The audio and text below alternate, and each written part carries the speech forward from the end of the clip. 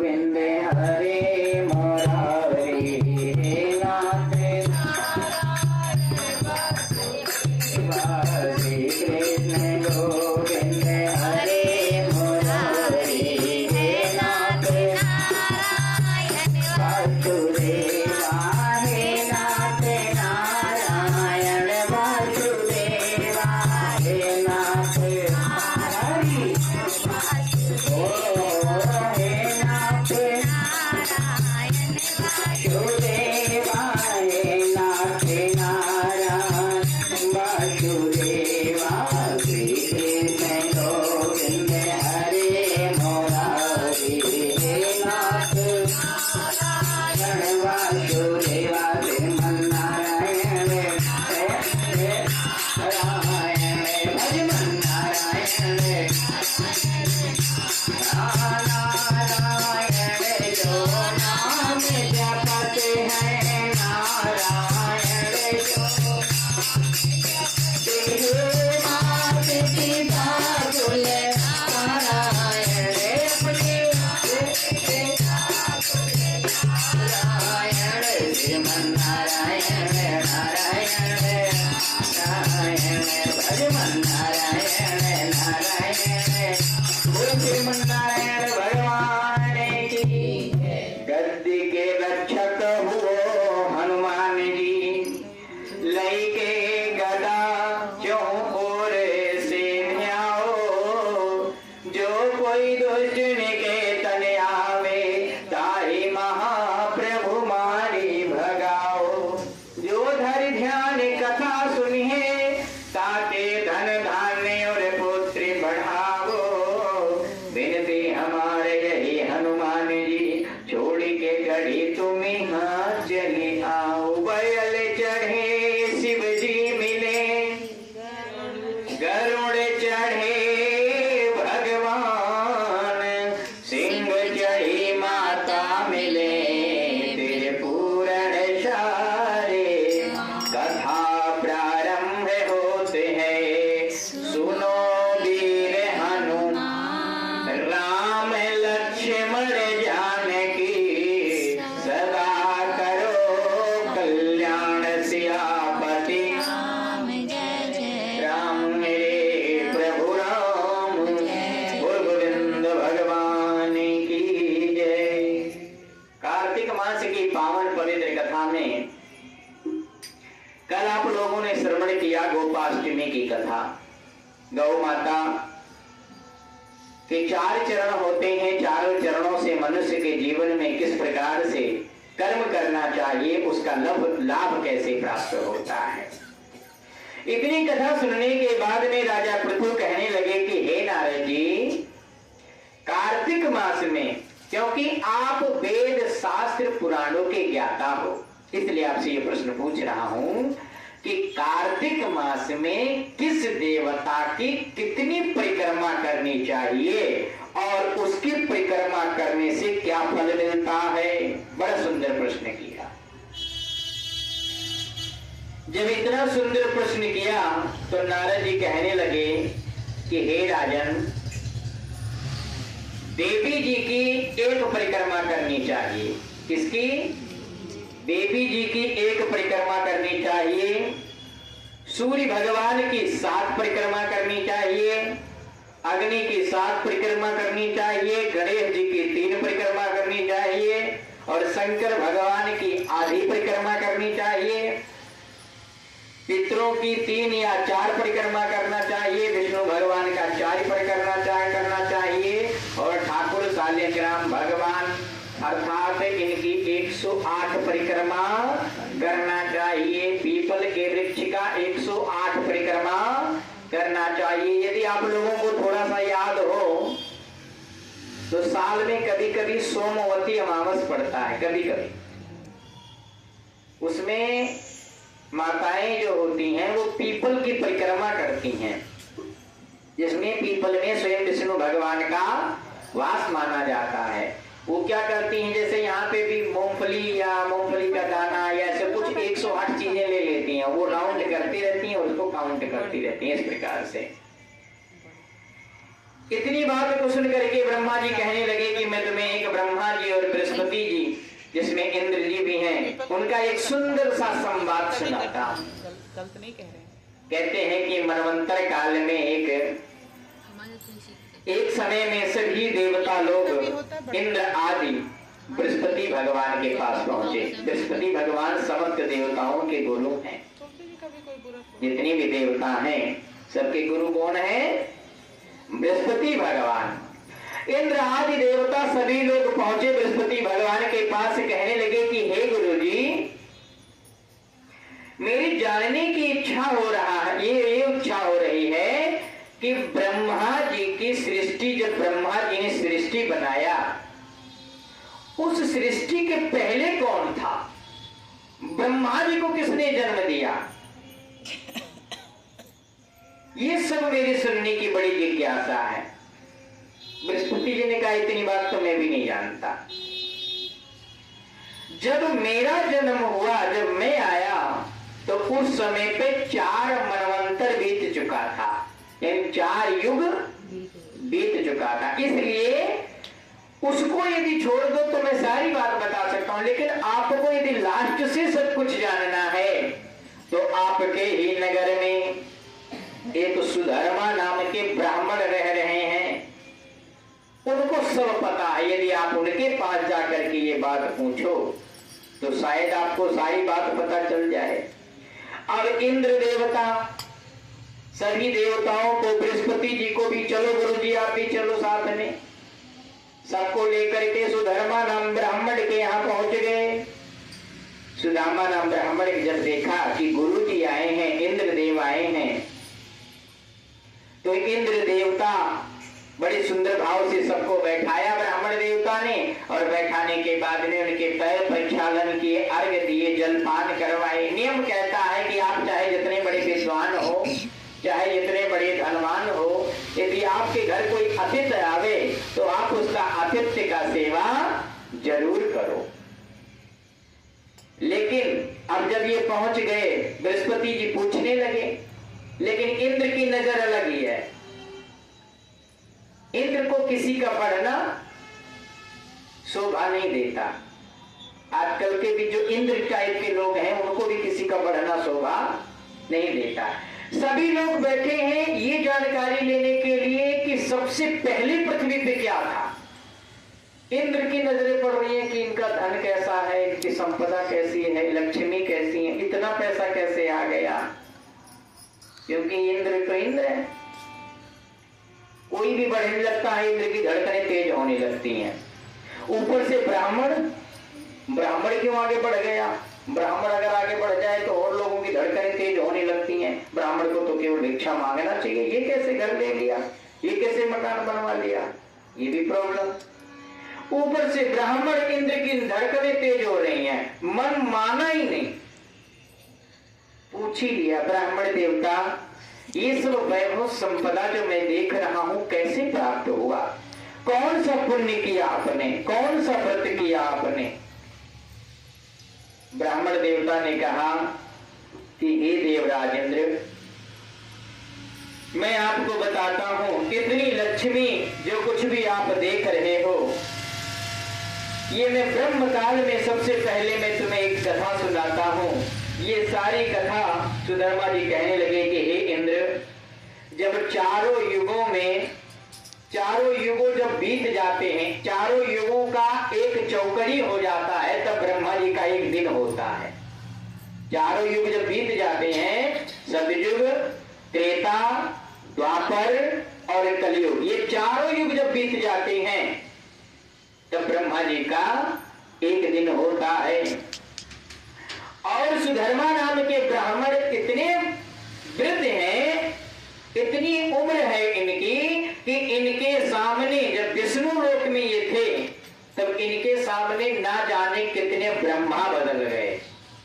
अब सोचो कि चारों युग बीतता है, चौकड़ी बीतती है, तब ब्रह्मा जी का एक दिन होता है, और इनके सामने इतना ब्रह्मा बदल गए कि जिसका कोई गणना ही नहीं है।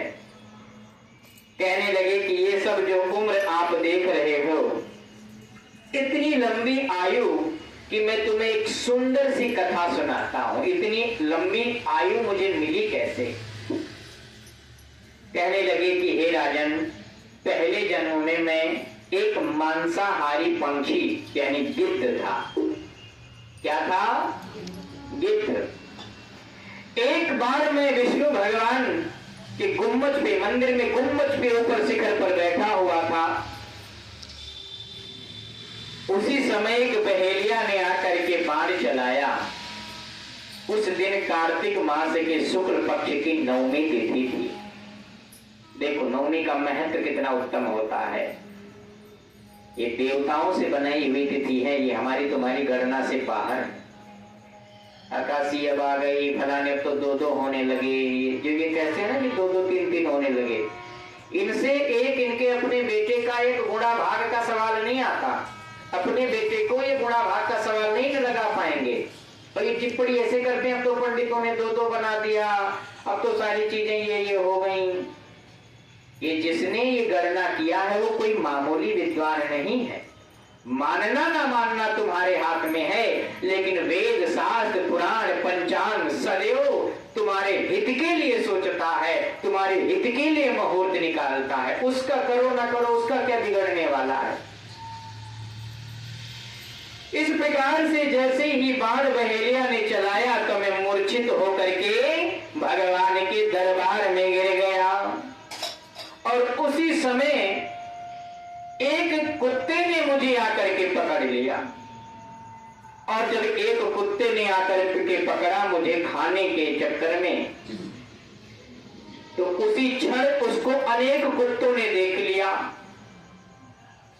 और मुझे छीनने झपटने के चक्कर में एक कुत्ता भागता रहा और उसके पीछे अनेक कुत्ते ढूंढते उसको पकड़ते रहे, पकड़ने का प्रयास करते रहे। ऐसे ऐसे करते करते वो गुम्बज का परिक्रमा करता रहा करते करते जब तक गिद्ध के प्राण निकलते तब तक 108 परिक्रमा पूर्ण हो गया। बोल गोविंद भगवान की। और जैसे ही 108 परिक्रमा पूर्ण हुआ, चतुर्भुज रूप में भगवान विष्णु शंख चक्र गदा शंख कंठमाला में लेकर के विराजमान हो गए। वो चतुर्भुज भगवान की। ध्यान देने वाली बात है, परिक्रमा तो कुत्तों ने भी किया है और परिक्रमा गिद्ध ने भी किया, लेकिन गिद्ध को सीधा विष्णु भगवान लेने के लिए आए हैं, वैकुंठ लोक धाम पहुंच गया और कुत्तों को मुक्ति नहीं मिली। क्यों? रीजन क्या है, कारण क्या है? सबसे बड़ा कारण यह है कि कुत्ते ने जो परिक्रमा किया, परिक्रमा वो बेशक कर रहा था, लेकिन उसके मन में लोभ था। लोभ क्या था? मांस खाने का लोभ था, लालच था। उसके मन में लालच था कि हम ये अकेले मांस को जो मैंने पकड़ रखा है इस मांस को खाएंगे। भगवान से, वो भगवान का परिक्रमा कर रहा है लेकिन भगवान से कनेक्ट दूर दूर तक नहीं है। और गिद्ध मूर्छित है। गिद्ध जो कुत्ते के मुख में है वो मूर्छित अवस्था में है, और जो बेहोशी अवस्था, मूर्छित अवस्था में, मरण अवस्था में होता है वो तो हर घड़ी भगवान का ही चिंतन करता रहता है। इसलिए उसके मन में एक ही भाव था कि हे प्रभु, मुझे तो वैकुंठ लोक धाम प्राप्त हो, प्रभु की शरणागति प्राप्त हो। परिक्रमा दोनों कर रहे हैं लेकिन भाव दोनों के अलग अलग हैं। एक मुक्ति चाहता है और एक मांस खाना चाहता है। ध्यान देना।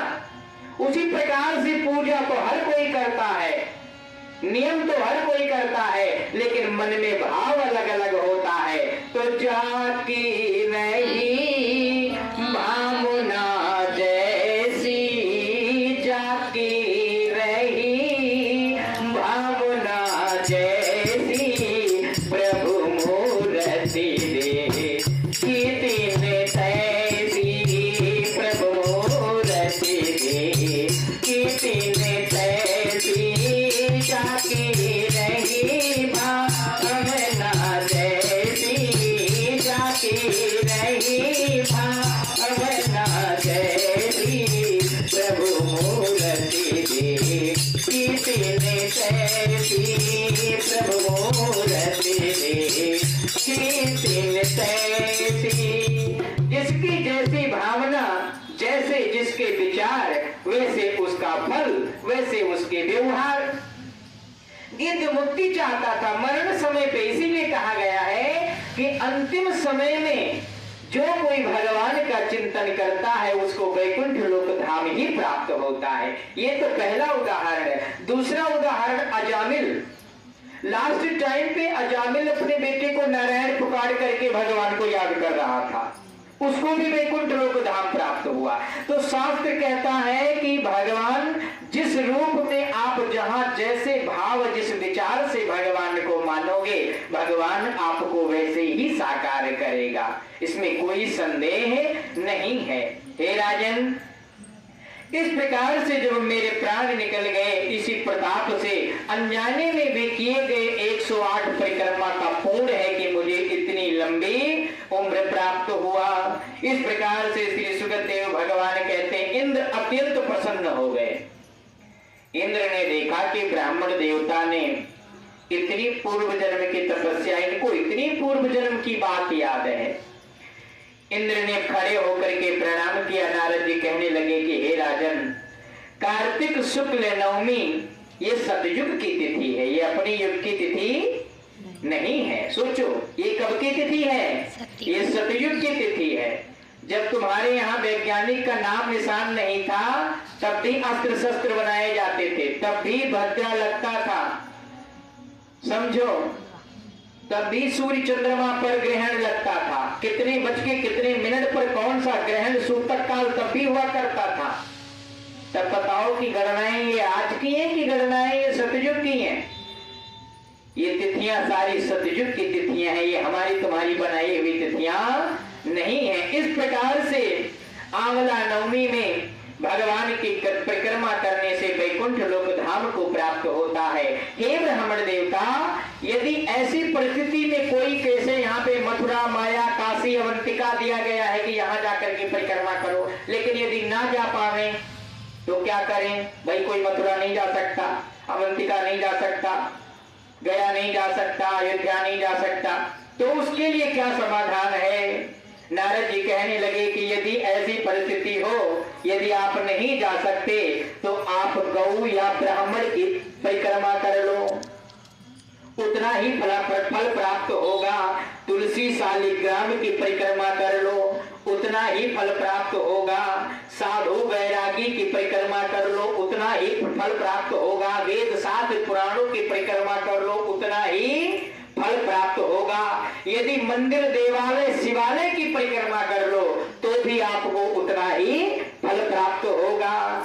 यदि कोई भी ना मिल पावे किसी भी परिस्थिति में, तो मातृ देवो वो, पितृ देवो वो, माता पिता को खड़ा करके उनकी 108 परिक्रमा करके प्रणाम कर लो तो भी आपका उद्धार हो जाएगा। बोल गोविंद भगवान की।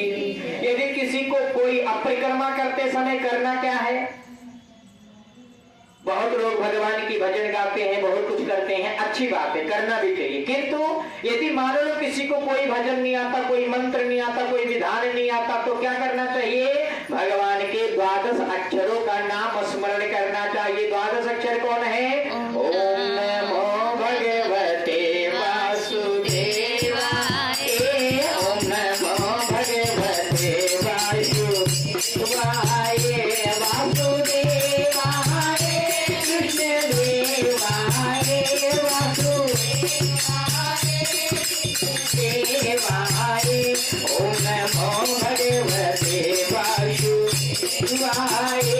ओम नमो भगवते वासुदेवाय, वासुदेवाय कृष्णदेवाय, वासुदेवाय कृष्णदेवाय, ओम नमो भगवते वासुदेवाय, ओम नमो भगवते वासुदेवा। श्री वासुदेव भगवान की। कहने लगे कि वासुदेव भगवान का 12 अक्षरों का नाम स्मरण करते परिक्रमा करो। पूर्व काल से इसको नियम भी इसका ये है, इसे प्रातः काल से संध्या काल तक भी किया जा सकता है। कभी सोचो कि दोपहर में हो रहा है, 12 बजे हो रहा है, इसका कोई समय निर्धारित नहीं किया गया। जब भी आपको समय मिले, क्यों? बस ये ध्यान देना है कि नवमी तिथि होनी चाहिए। क्या होना चाहिए? नवमी तिथि होनी। जैसे आज मान लो 9 बजे तक नवमी है, उसके बाद दशमी लग जाएगी, तो 9 बजे तक ही करना अनिवार्य है। अगर नवमी शाम तक है तो शाम तक भी इसको कार्य को कर सकते हो, निसंदेह कर सकते हो, उसमें कोई भी संदेह नहीं है। ऐसी परिस्थिति में ब्राह्मण देवालय शालिग्राम भगवान या किसी की भी परिक्रमा करके गोलोक धाम की प्राप्ति कर सकते हो। कल की कथा बड़ी सुंदर कथा आएगी, कल जो विस्तार पूर्वक बताया जाएगा। आज कथा को विराम किया जाता है। बोलो गोविंद भगवान